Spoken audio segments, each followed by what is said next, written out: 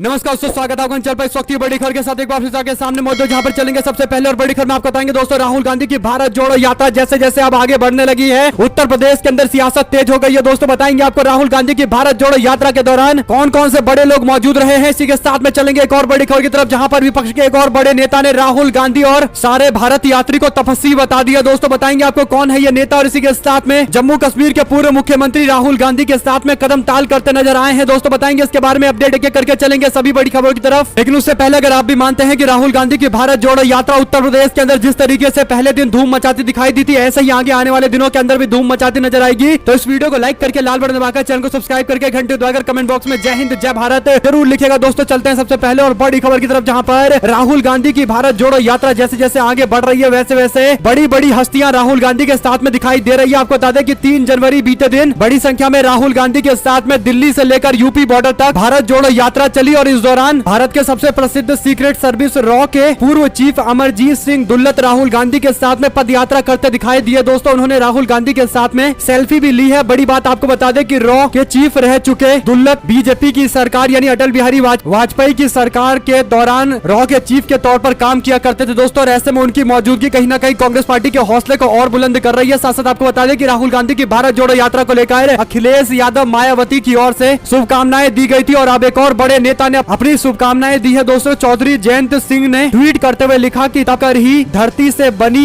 ईंट छू लेती है आकाश, भारत जोड़ो यात्रा के तपस्वियों को सलाम, देश के संस्कार के साथ जुड़ रहे उत्तर प्रदेश में भी चल रहे हैं ये अभियान सार्थक हो और एक सूत्र में लोगों को जोड़ते रहे। कांग्रेस की भारत जोड़ो यात्रा के 9 दिनों के विश्राम के बाद मंगलवार को यह यात्रा फिर से शुरू हो गई है। दोस्तों ऐसे में जयंत चौधरी की ओर से की गई टिप्पणी साफ तौर पर राहुल गांधी और उनके भारत यात्रियों को तपस्वी कहकर पुकारा गया है। दोस्तों कहीं ना कहीं उनकी ओर से बड़ा सम्मान दिया गया है। आपको बता दें कि राहुल गांधी की भारत जोड़ो यात्रा गाजियाबाद के लोनी पहुंच चुकी है, जहां पर राहुल गांधी ब्रेक लेने के बाद आज फिर से वापस नए दिन में नई दिशा के अंदर रुख करेंगे और बागपत पहुंचने वाले हैं। दोस्तों ऐसे में प्रियंका गांधी भी उनके साथ में मौजूद रही है। वहीं आपको बता दें कि राहुल गांधी की पदयात्रा के दौरान अचानक से जम्मू कश्मीर के पूर्व मुख्यमंत्री फारूक अब्दुल्ला दिखाई दिए, जिन्होंने राहुल गांधी को देखते ही उन्हें अपने गले लगा लिया, और ये तस्वीरें भी सोशल मीडिया पर तेजी से वायरल हो रही है। दोस्तों आपको बता दें कि प्रियंका गांधी और राहुल गांधी दोनों पदयात्रा कर रहे थे, और इस दौरान फारूक अब्दुल्ला ने दोनों को बधाई दी है, शुभकामनाएं दी है और गले लगाया है। एक और बड़ी खबर यह है कि जैसे ही उत्तर प्रदेश के अंदर राहुल गांधी की भारत जोड़ो यात्रा पहुंची, दोस्तों वैसे ही जबरदस्त जन समर्थन देखने को मिला। नए साल पर भारत जोड़ो यात्रा की शुरुआत दुनिया चले ना श्री राम के बिना के साथ में हुई है, यानी कांग्रेस पार्टी की ओर से मंत्र उच्चारण और भजन के साथ में यमुना बाजार स्थित प्राचीन हनुमान के मंदिर से भारत जोड़ो यात्रा की शुरुआत की गई है। दोस्तों राहुल गांधी की यात्रा उत्तर प्रदेश पहुंच चुकी है, और ऐसे में अब ये यात्रा जोर शोर से आगे की ओर बढ़ रही है। देखते हैं कितना बड़ा जन समर्थन आने वाले दिनों के अंदर मिलता है। वहीं पर प्रियंका गांधी ने उत्तर प्रदेश में राहुल गांधी का जोर शोर से स्वागत किया है। प्रियंका गांधी ने लोनी बॉर्डर पर भाषण देते हुए राहुल गांधी के यात्रा को लेकर टिप्पणी की। दोस्तों इस दौरान उन्होंने कहा कि अडानी और अंबानी ने पूरे देश के नेताओं को खरीदने की कोशिश की, और कई सारे नेताओं को खरीद भी लिया, लेकिन मेरे भाई को नहीं खरीद पाए और न कभी खरीद पाएंगे। भारत जोड़ो यात्रा का उत्तर प्रदेश में स्वागत करती हूँ। इस दौरान उन्होंने कहा कि राहुल गांधी मोहब्बत की दुकानें खोलने जा रहे हैं, आप लोग भी मोहब्बत की दुकानें खोलिए। लोनी बॉर्डर पर राहुल गांधी का स्वागत खुद प्रियंका गांधी ने किया है। दोस्तों क्योंकि कांग्रेस पार्टी की ओर से उत्तर प्रदेश के अंदर प्रभारी के तौर पर प्रियंका गांधी काम करती हैं, और ऐसे में उनकी जिम्मेदारी बनती है कि अगर कोई केंद्रीय नेता कोई कार्यक्रम करता है और उत्तर प्रदेश में पहुंचता है तो उनको स्वागत करना चाहिए, जैसा कि उन्होंने करके दिखाया है। दोस्तों इसी के साथ में मल्लिकार्जुन खड़गे की ओर से भी टिप्पणी करते हुए कहा गया कि उत्तर प्रदेश की पावन धरती पर कदम रख चुकी है भारत जोड़ो यात्रा।